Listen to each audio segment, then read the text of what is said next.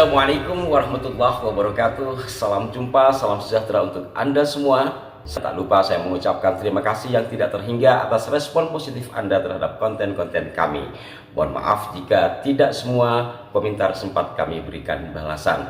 Nah, saudara-saudaraku sekalian, kembali saya tertarik untuk mengulas tentang tes DNA yang belakangan ini menjadi mengemuka, padahal sesuatu yang sudah biasa kita simak. Bahkan PBNU melalui Bahsul Masail sejak tahun 2004 sudah mengulas tentang kebolehan tes DNA untuk menafikan ilhaqun nasab, sebagaimana yang telah kami ulas beberapa edisi yang lalu. Namun belakangan setelah muncul diskursus nasab oleh Ki Haji Imaduddin Usman Al-Bantani dan para peneliti yang lainnya, persoalan DNA ini menguap, mengemuka, sehingga yang dulu seorang Habib menganjurkan untuk tes DNA untuk menentukan dia benar dzurriyyah Nabi atau tidak, belakangan malah ada yang mengharamkannya apabila tes DNA itu hanya untuk mengotak-atik nasab seseorang.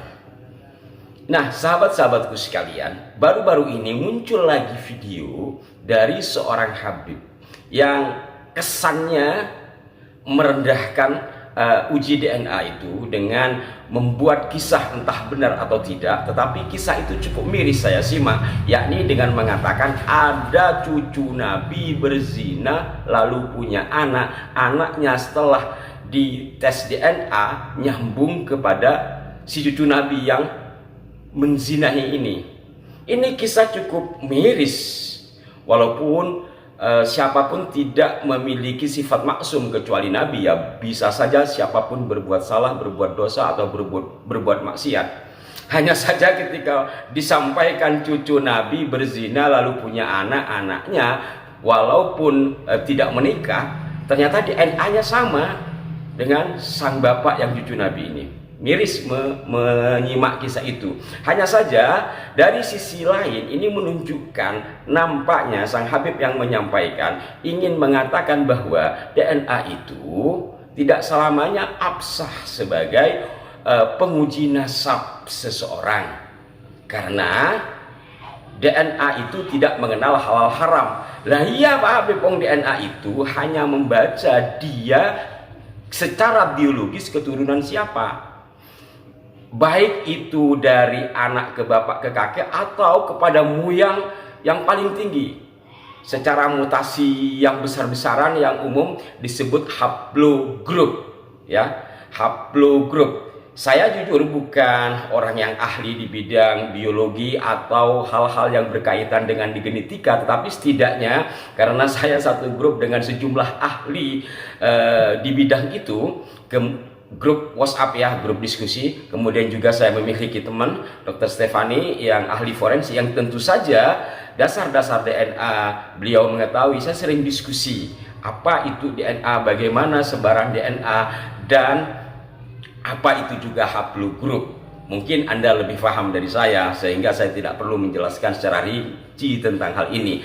Secara umum diketahui sebagaimana yang saya katakan tadi, ya, untuk mengetahui secara genetika ketersambungan seseorang, terutama dari garis ayah ya, dari garis ayah, anak ke ayah ke kakek dan seterusnya. Nah, kaum Ba'alawi sebagaimana umum kita ketahui, mereka mengharamkan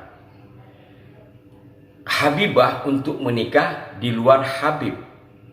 Yang dengan demikian, kalau memang mereka sama-sama memiliki nasab ke Kanjeng Nabi, berarti haplogrupnya kan mestinya sama. Katakanlah Nabi atau keluarga besar di Abdul Muthalib atau orang-orang yang berada di Makkah, Madinah sana, Jazirah Arab, sebagian besar J1, maka otomatis mereka J1. Maka sebenarnya jikalau ini disikapi dengan santai dan kita tidak terlalu membanggakan diri sebagai turunan siapa, santai sajalah menerima apa adanya. Artinya kalau fenomena ini mencuat setelah Ki Haji Imaduddin Usman Al-Bantani membuat tesis, istilahnya tesis ya, atau penelitian ilmiah terkait dengan nasab Alawi yang menurut hasil telaah beliau yang kemudian sudah dibukukan ini ternyata tidak ada konfirmasi melalui pendekatan pustaka atau pendekatan kitab-kitab selama 500 tahun lebih, sebaiknya ya dicari data pembanding untuk membantah buku ini daripada merendahkan barangkali dalam tanda petik atas disiplin ilmu. Walaupun ya kita juga tidak boleh terlalu berlebihan berpegang kepada DNA. Ini menurut saya ya, saya mencoba mengelaborasi dua sisi, baik dari pendekatan pustaka, karena ini sangat penting untuk kita mengetahui secara literasi, atau juga melalui pendekatan DNA itu tadi. Jadi ada bidang masing-masing. Sebenarnya yang ingin disampaikan itu melalui bahasa DNA yang muncul tulisan-tulisan awal hingga sekarang terus bergulir, itu kan karena secara pendekatan pustaka tidak ada ketersambungan, kemudian dicoba dilihat secara DNA. Ternyata juga tidak, kata mereka yang ahli. Saya bukan ahli, saya hanya menyampaikan dari beberapa sumber, termasuk yang disampaikan oleh Dr. Ari Kim di grup kami gitu. Maka tidak perlu berapologi yang bermacam-macam sehingga terkesan menganggap bahwa DNA itu bukan sesuatu yang afsah untuk menentukan nasab. Ya iya, dalam pengertian fikih Pak Habib. Sebagaimana di sini juga jelaskan hasil Bahsul Masail NU pada tahun 2004 ya, 2004 loh bos.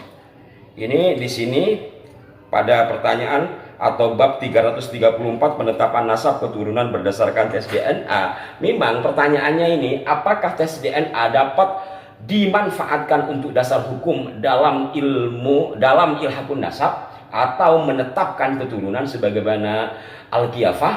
Bisa untuk menafikan ilhaqun nasab. Ya, untuk menyambungkan nasab dalam konteks fikih memang belum tentu. Kenapa? Karena belum tentu walaupun saudara dia tidak menikah. Ya benar dalam hal ini, tetapi untuk menafikan ilhaqun nasab boleh. Ya, bisa untuk menafikan ilhaqun nasab, tetapi belum tentu bisa untuk menentukan ilhaqun nasab dengan menggunakan pendekatan-pendekatan hadis yang membahas tentang qiyafah.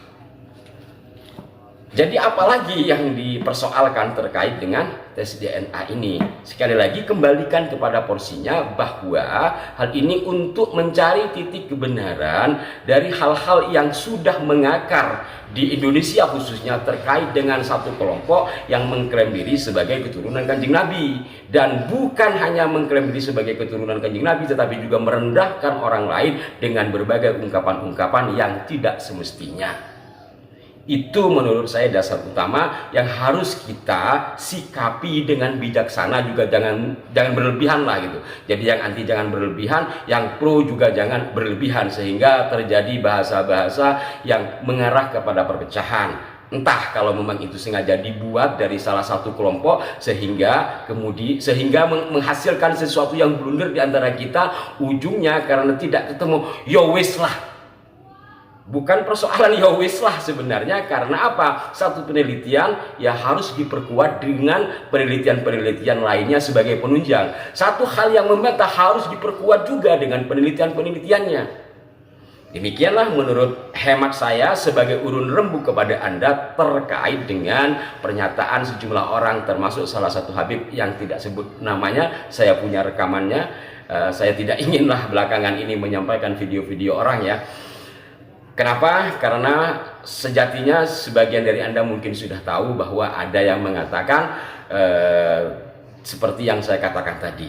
Pada intinya halus atau kasar menolak tes DNA. Jadi kalau tujuannya hanya ingin menolak tes DNA sebagai sebuah pembuktian bahwa diri dia bersenambung atau tidak secara haplogrup, secara genetika terhadap Rasulullah atau keluarganya, tidak perlulah membuat kisah-kisah apologis yang kemudian merancukan persoalan.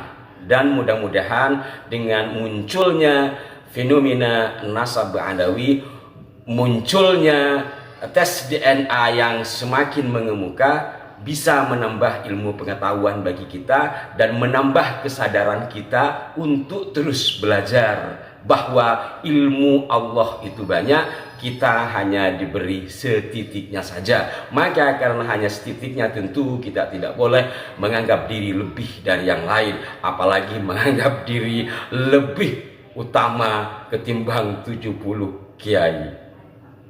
Demikian, mudah-mudahan ada manfaat dari salam sapa ini. Mohon komentar Anda di kolom komentar, karena sebagian di waktu-waktu tertentu kami juga membaca kolom komentar. Alhamdulillah sebagian juga ada yang bermanfaat untuk kami serap, tetapi sebagian lain ada juga yang mencak-mencak dan marah-marah. Tapi harapan kami dengan video ini menjadi perekat kebersamaan dan mengisi ruang-ruang kosong dalam benak pikiran kita terkait berbagai hal yang kami ketahui.